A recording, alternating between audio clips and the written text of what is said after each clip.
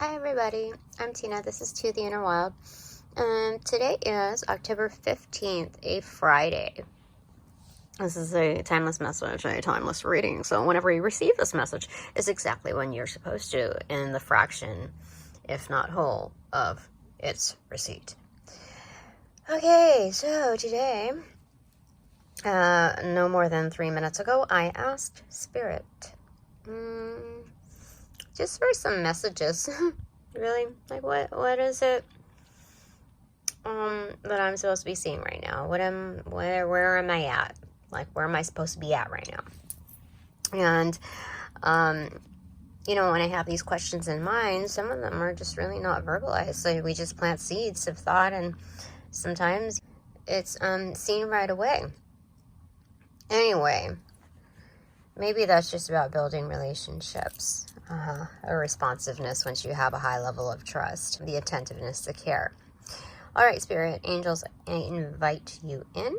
Let's go ahead and get some input on this, because I thought that it would be wonderful to have your energy alongside mine within our higher selves, yeah? To learn from each other, just figuring things out along the way, because that's truly how it is, whether or not we have each other's help. Or, feel like anyway, when in fact we already pre-planned to cross each other's paths and, go through that process together. Anyway, here we go. These two came along together. My reaction to this was that these were two good cards if selecting swords. We're moving out of this feeling of helplessness. And it reminded me of the dragonfly that is, like I thought to be upside down or in some kind of like unreal, surreal position when I witnessed it like standing up, like almost like crucifix style. It was crazy. Never seen such a thing, never heard such a thing. But anyway, that's what this reminds me of automatically. Those moments where you learn something that you never knew before. This is a budding, this is also very close to, I wanted to say a shell after because of the way it's shaped, but a period of budding, of opening up, time of release. So anyway, that was a good card. Very straightforward. Yeah, so growing from this Ace of Swords down here. And then we have here Two of Swords in reversal also. So it's releasing that blockage. Just got, a quick flashpoint on that. And how this is like almost at your throat. The snipping, garden snippers. I don't know what you call them. I'm just getting that now. Gosh, that's a little morbid. You see like there's blood, right?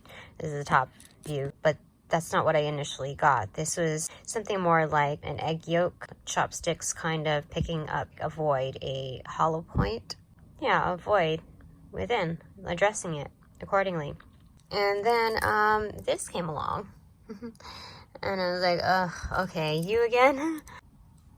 And it's going through the thick of it, right? So it's learning. What did we say about this, angels? That was learning from your pains? It was more than that. Gosh, why am I not remembering exactly how it was said? I get distracted by new messages, so it's that's where I'm at right now. I did not anticipate that. Did not notice that until now. Okay, well, let's move on. Maybe that'll come back later, yeah? And then these two came out, and I feel like they were supporting figures for this. Like clarifiers, right? So we have the same figure here. Yeah, almost like phoenix-like in the growing and the budding. The transformation process seems highly unlikely. You see this forward movement going up. It's, I almost said cannonball, but I meant more like a comet. We have the stork here. Also about birthing. Is it a stork or a crane? I think it's a crane now that I look at it. There's some spiritual characteristics very distinct with a crane.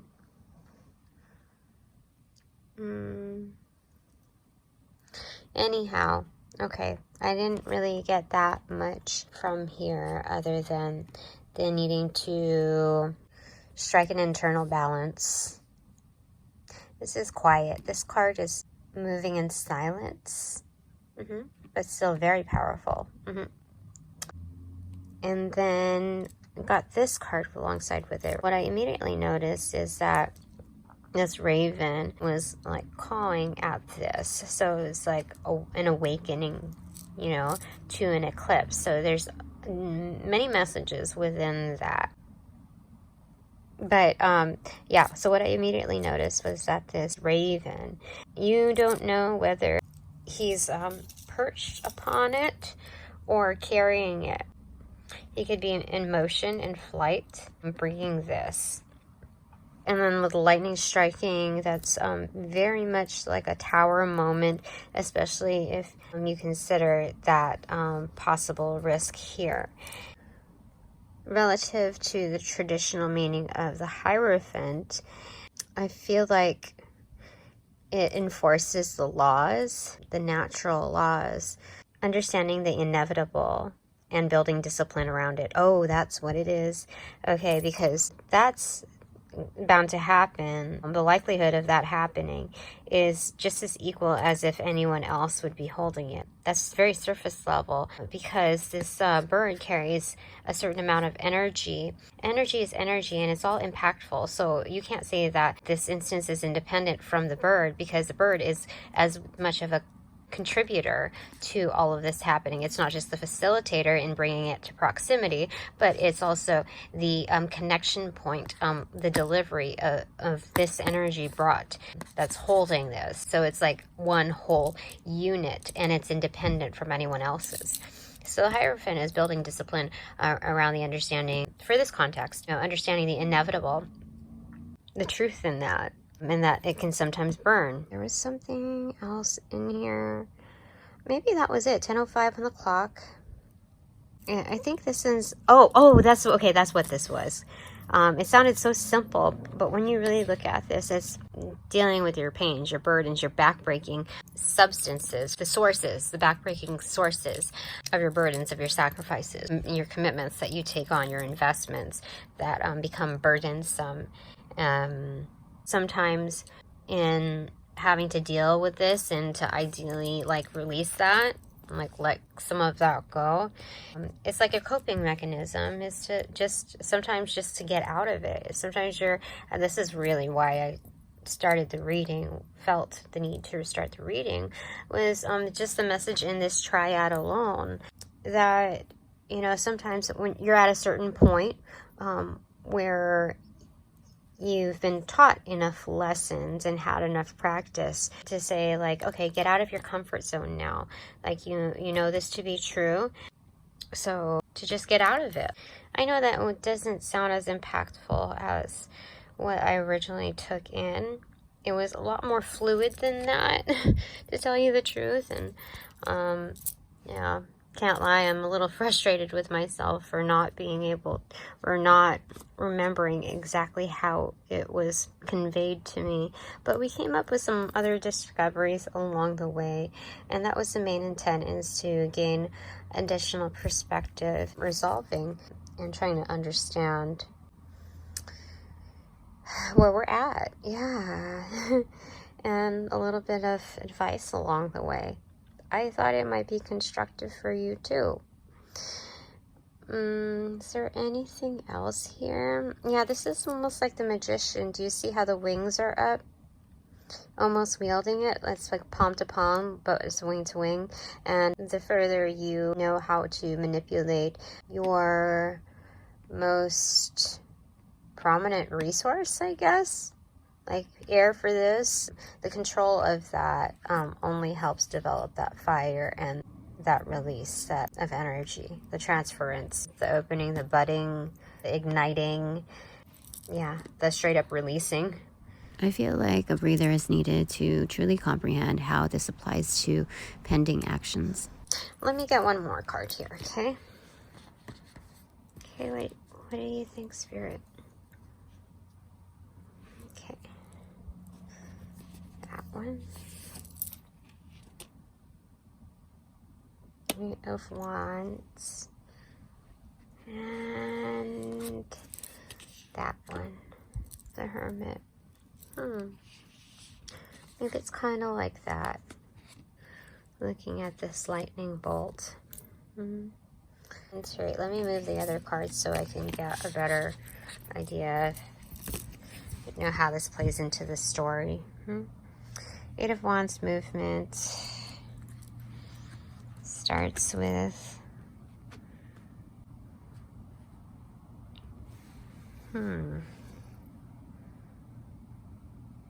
oh, you have to get out of your shell, yeah? Once you light up, it goes there. It's like electrifying.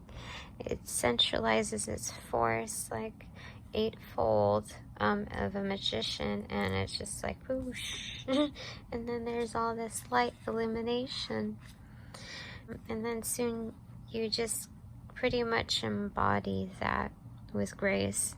Cranes move gracefully. In spite of their size, it's just a wonder when you see them flying. Just like coasting along. It's the building up of that 8, 9, 10 of Swords together with matching 10 of Wands, which is, can feel very traumatic at its worst, especially if it's repeated. And so, once you learn the meaning of it, the meaning behind it, to move past it, then it's important to leave it behind, unblock yourself, and get out of that place of feeling stuck, like you're in a holding tank, that you're in limbo. You wonder when your time's going to come for that release. And now it's, your time, and, you motion it. I think that's the message on that. I want to read the Hierophant because it's really speaking a message there. So, let's get to it. Where are you? I think it's towards the end of the book. A mentor seeking knowledge. In its simplest form, the Hierophant represents a mentor or teacher. This card signifies a hunger for knowledge, whether it is in the practical or the spiritual realm. You've come as far as you can on your own. Now it's time to deepen your practice. Don't hesitate. Join a class, go to a workshop. Don't be afraid of new experiences. A new ceremony or ritual may prove to be both comforting and rewarding. Open your heart, and your teacher will soon appear. Interesting. Okay, well, that's quite different from what my interpretation was of it, but I don't think it lessens its value. There's a lot to be said within its motioning and really identifying with this and the whole process.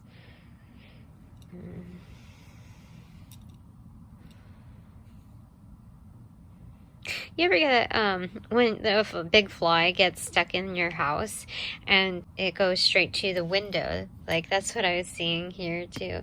That some of our faulty behavior might be like trying to find its way home, its way out, and then they just like bump on the glass on the window pane. I'm trying to get to its familiar grounds.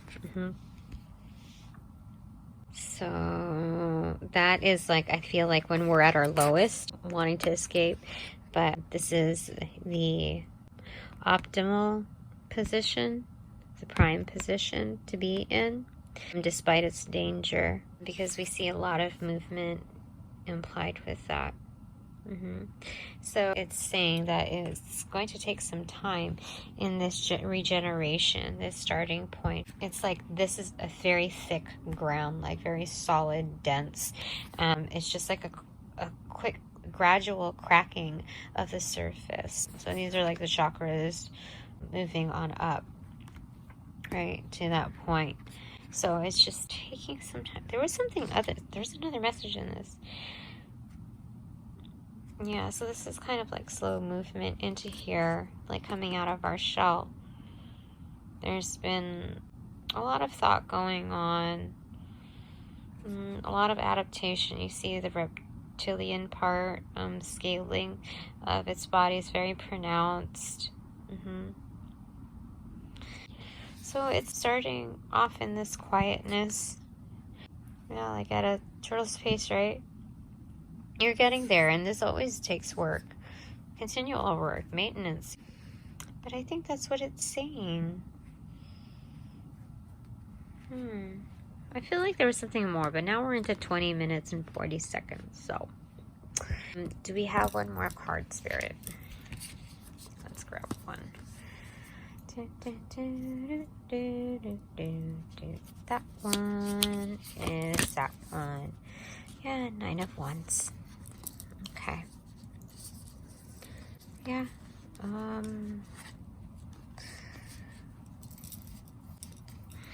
What is this? Being resourceful? Yeah. Yet again. More takeaways. Yeah. Where is this? Where am I being told that that goes? Yeah, it's a reiteration, right? Because we were moving up, so this is reaffirming that. Yeah. Okay. I think that's it. I don't think this is really about facing our fears. I think it's just moving out of a position that we've been in for a long time. One step at a time. Yeah. Okay. Well, I hope that helped. Thank you, angels. Thank you, higher self. Thank you, spirit. What else do we want to say? Please considering liking, subscribing. Thanks so much. Son of Swords. Why do we have the Son of Swords? I'm getting that we need to be brutally honest with ourselves when we're deconstructing. The takeaways, right? Breaking down the parts of our lives and understanding how we got from here to here to there, to there, to there, to here, to here, to there, to there. And finally we're up here and we look back and we're like, oh gosh, came a long way, right? We got this far. And we got like a certain percentage left to go from where it looks like it's the top.